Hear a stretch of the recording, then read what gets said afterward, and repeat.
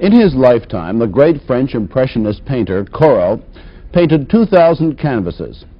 Of that number, more than 3,000 are in the United States. The subject tonight is forgery, the gentle art of forgery, a fascinating subject that is as old as art itself. And what makes it fascinating is that we know so little about it.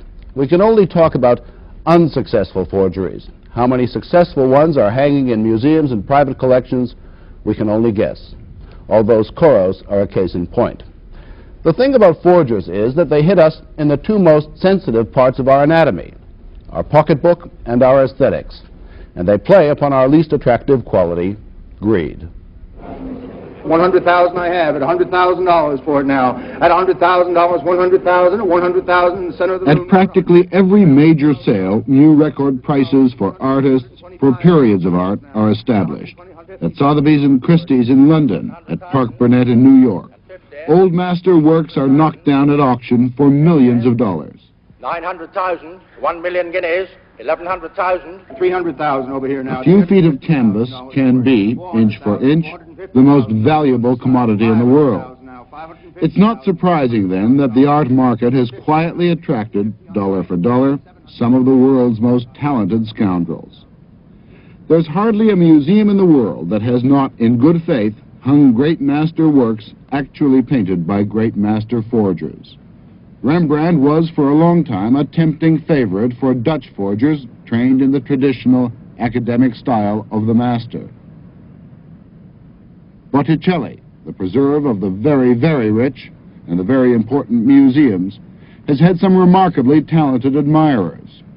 This is an original by the great Florentine master. This is a forgery, made in the 30s, not discovered until the 60s. And even what must be the most famous painting in the world, La Gioconda, the Mona Lisa. Every few years a new one turns up whose owner claims is the real one, the Leonardo. Is this the real one? Or is this the Da Vinci? Both are copies. This is the Mona Lisa, the one hanging in the Louvre, which experts agree may not be the best, but is certainly the first. Detecting forgeries of old masters has become a relatively easy job. Technology can date pigment and canvas, even the dust and soot that great forgers use to give the impression of 300 or 400 years of time. Forgers of the period, and there have been forgers as long as there's been painting, are almost impossible to detect. Then it becomes a question of style, over which generation after generation of experts go to their graves still arguing. But the most difficult man to catch is the forger of 20th century paintings, the post-impressionist masters, Picasso, Chagall, Matisse, and Modigliani. Walk into any decent art shop, you can buy the same paper they use, the same canvas, the same paint. It could be argued that you don't even have to be much of a painter to paint in the manner of some of the modern masters. And that is the essence of all art forgery. Not to simply copy a painting by, say, Picasso, but to sit down and create, out of a whole canvas, an entirely new Picasso, one that he might have painted. Some examples. Is this the Chagall or this? Is this the fake Modigliani or this? Did Henri Matisse paint this one or this one? All the fakes we've seen were painted by the same man. His name? Well, I quote from a confidential French Interpol file, number 506/61. Henri Haddad, born Colombes, France. Alias Philippe Ducrest, born Dijon. Alias Georges Delaunay, born Vienne, France. Alias Michel Leroy, born Nice. He is best known as David Stein, born Alexandria, Egypt. One of the most charming villains ever to take brush in hand and stroll down the Champs-Élysées and Park Avenue and through the salons of Palm Beach. David Stein made a career and a fortune out of selling cut-rate paintings in the manner of the modern masters. It took one of the artists he was forging to finally catch him out. And now Stein, or Haddad, or whatever his name is, has served prison sentences in the United States and France. He lives in Paris. David Stein is still painting, but today he paints under his own name and signs these pictures with his own name. He no longer signs Chagall or Modigliani or Picasso. But for the purposes of this broadcast, we asked him to paint for us a Chagall. David, how would you have presented it to a gallery or a private collector? Well, as an original gouache by Marc Chagall. David, how did it all start? How did you get into art forgery? Well, I was working for a French newspaper. One day I wanted to find out really what it was all about as far as dealing with paintings. And I did a little Picasso drawing. And I went to see an art dealer I knew in Paris. And I had sort of built up a story that I got it from my aunt. And then she had it from Picasso in the south of France. And without any paper of authentication or nothing.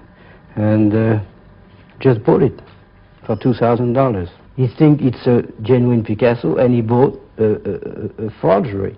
And he bought it so easily that it's unbelievable. Then I carried on from there. Eventually I became successful in Paris, in the south of France, and I went to Italy, Spain, Austria, England, and I sold in all these countries. How much money do you think you made? In the United States, when the investigation was found out exactly how much painting were sold and how much business we did, was exactly $857,000, close to $1 million. How come the dealers were so easily fooled over the years? Well, because they want to make money. They don't, they're not very scrupulous about making money, so they close their eyes, even if they have some suspicion about a painting. Do you think that goes on today, still? Oh, this is the whole art market is like that. What's the most anyone ever paid you for a forgery? There was a painting which was a Chagall, oil, which went for $84,000. An oil. Where is it now? Well, I don't know, because actually this painting never came up in the investigation. It was sold in the United States. To whom? It was sold to a collector by the name of L.D. Cohen. And is it hanging on his walls today? I don't know. L.D. Cohen lives in Palm Beach, Florida. Palm Beach is considered, one art dealer told me, as a con man's paradise. The old and the new money that has retired along this Gold Coast may not know much about art, but it can afford just about anything. And like most of the very rich, they are constantly vigilant for a bargain. So when David Stein, seasoned art forger, went down to Palm Beach, it was written in the stars that he would meet L.D. Cohen, new art collector. Tell me about Stein. What was his In my spiel to opinion, you? Stein is an absolute genius. This man is in the common parlance, a con man par excellence. He's suave, he's good-looking, he's talented, he has a flair for conversation. Now, we had a piano here. He sat down, he played Chopin's music as beautifully as you've seen Rachmaninoff. He's a great piano player. And on a moment's notice, he can toss off a Chagall or a Picasso. You'd never know the difference. And he met society here. He was destitute. He immediately bought a Rolls Royce, which he never paid for. He ensconced himself in a beautiful apartment in the finest hotel in the colony. He surrounded himself with beautiful women. And before you knew it, he was giving great paintings to charity, so he'd get in the limelight. And he enticed a lot of people to buy art. He really was a master showman. Stein says that you bought a an $84,000 oil by Chagall from him. And what? An $84,000 oil painting. I never paid $84,000 for any painting in my life, nor did I buy any Chagall. The highest I paid for a French painting was $45,000 for that Valtet that you saw. I never bought any French art outside that one painting. Why would Stein make that claim? He said that that was one of the counts that didn't come up against him. It was never heard. It's entirely new to me, what you're saying, because I never bought a Chagall in that price range at all. We had little sketches Chagalls, $2,000, $3,000. What would prompt him to say that? I don't know what benefit he would get in saying that. Maybe some other Cohen.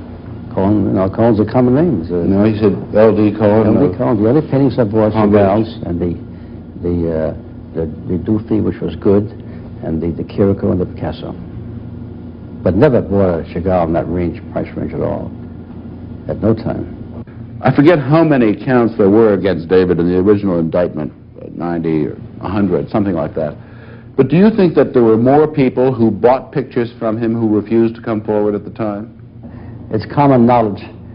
Nobody hates to be defrauded, and usually when they're defrauded, they hate to tell you they were defrauded. So I think there were a numerous amount of people here that were taken in by Stein and will never report it. People have an abhorrence to show that they were fleeced. You know that. That Chagall that you sold to Mr. Cohen at Palm Beach, how long did it take you to paint that picture? About 3 or 4 days. And was that, how long normally did it take you to knock out say, a Chagall drawing or a Picasso drawing? Or just, you know, just a morning or an afternoon or something, a few hours. How do you think the artists themselves react towards forgeries? Maybe you know the story about Picasso and Gertrude Stein. One day he comes to Gertrude Stein's place, and then she said that she just lost a little painting by Cézanne representing an apple. So and she was all lost about it, you know, furious. And so he said, well, don't worry, I'll come back in a couple of hours and I will have this little painting done for you. Which is what he did. He came back and he had painted a little Cézanne. And it's probably now somewhere in a museum or in a collection as a Cézanne. In fact, it's a Picasso. And it's a forgery, too.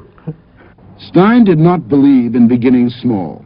One of his first acts on arriving in the United States was to set himself up in an expensive apartment and gallery on Park Avenue. He was penniless. His only collateral, an armload of paintings. Stein proceeded to, as they say, make the scene in New York. Met the right people, went to the right parties, and sold pictures to well-established galleries. When he was finally caught, he was indicted on 97 counts of grand larceny. None of the dealers to whom he sold pictures cared to comment about Stein, the art business, or forgery. David Stein has no compunction about talking. Do you think that in principle the art dealers, the art world is anxious to expose forgers like yourself? No, no. I think that they want to avoid all these things because it kills their business. How? Because all the business is wrong. You see, as far as these ridiculous prices you put on paintings or drawings, why is this artist who has such a high quotation and other artists who have real talent as well can't make it? Because it's just a speculation. It's a sort of a stock exchange. It's a magnificent collection you have. Why do you collect art? About 4 years ago, when I started, the stock market was at a notoriously high figure. So I sold the stock in the market, and I bought the art. The market went down, and the art went up. David, who are the real victims? Are they really victims? The dealers. So you couldn't say that the dealers are really victims. You know, they make so much money anyway that they can't be victims. So what you were doing was playing on their greed? Yes, you can say that. By offering them cut-rate Picassos and Chagalls. And other too, Matisse and Dufy and Vlaminck and Van Dongen and Cocteau's and quite a lot. Well, once you were exposed, did people refuse to believe that they'd been taken? Were they just as happy to look at a painting on the wall and say, that is not a David Stein, it is a Pablo Picasso? Yes, I think that a lot of people wanted to keep these paintings, that even knowing sometimes that they were my forgery. Like I have an example for a friend of mine. I had sold her a Chagall. The people of the district attorney's office went to see her and asked her to give this painting for evidence. And she says, no, it's not going to leave my walls. I want to keep this painting. I don't care if it's signed Marc Chagall or whatever. I said, I like the painting, I want to keep it. The woman who bought this picture is Ankie Johnson, a wealthy New York businesswoman. She is a former wife of Charles Revson, the cosmetic tycoon. When David Stein admitted that he painted this Chagall, why did you not want to bring charges against him? Why did you prefer to keep the picture? Because I loved the picture, and I always liked Chagall, and I couldn't see any difference. As a matter of fact, when it was hanging in my apartment at the Sherry Netherlands, a very well-known art dealer, who I wouldn't say by name right now because I don't think that would be fair, told me that he said, oh, Ankie, you have a marvelous Chagall there. So, and I think, why should you destroy something that you like very much? So it doesn't make any difference to you? It really doesn't, no. I think a picture, if you like it, if it's painted by Chagall or by David Stein at this time, I don't think it makes any difference. Nobody can tell the difference. It's just the idea, maybe, that it's not worth the money, but I don't know. I don't think that's very important. Don't you think it's extraordinary? Every victim of his that I've spoken to, yourself, another victim, everyone who's met him, myself, the district attorney at the time was now a judge. Not one of these people had a bad word to say about this man. Well, it's, I suppose he is a nice man. It's just that I think if he would have had a very rich father, that he wouldn't have had to do this. He just liked to live very well, and that was an easy way of making a lot of money in a short time. He didn't want to take the time to really do his own work and paint and, you know, start like the starving artist. That's not David Stein's style. He would like to ride around in a Bentley, live on Park Avenue, like we all like to do, and he wanted to do it in a hurry. Okay, it's pretty much done now. If I took this painting into a gallery, how much do you think a dealer would offer me for it? Well, actually, a painting like this one, we're quoted about $30,000. Now, of course, if you would take it to a gallery yourself, they'll probably bargain with you down to $20,000 or something. Do you think there's any chance that if I walked out of this studio now down Saint Germain and into a gallery, I could see a David Stein under the name of Picasso for sale? Well, there's at least there could be about 200 or 300 chances. David Stein was finally caught when he was in the process of selling 3 Chagalls to a New York dealer. Marc Chagall himself happened to be in New York at the time and was asked to confirm or deny. Diabolical was all he said. But Madame Chagall was more cautious. She asked the dealer first how much he paid for the pictures. When he quoted a bargain price, she said, "How could you believe there were Chagalls at that price?"